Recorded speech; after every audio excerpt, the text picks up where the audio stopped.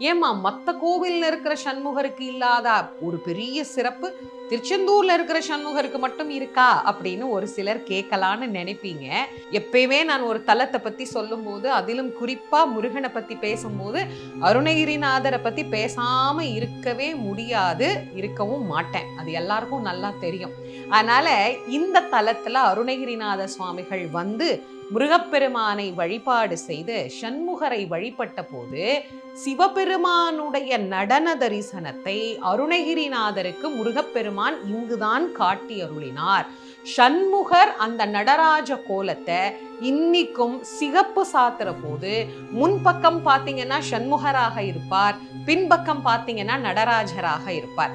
இன்னிக்கும் அருணகிரிநாதருக்கு நடராஜ தரிசனம் காட்டியது நானும் எங்க அப்பாவும் வேற இல்லப்பா, ரெண்டு பேரும் ஒண்ணுதான் அப்படிங்கிறத காட்டிய கோலத்தை சண்முகர் பக்தர்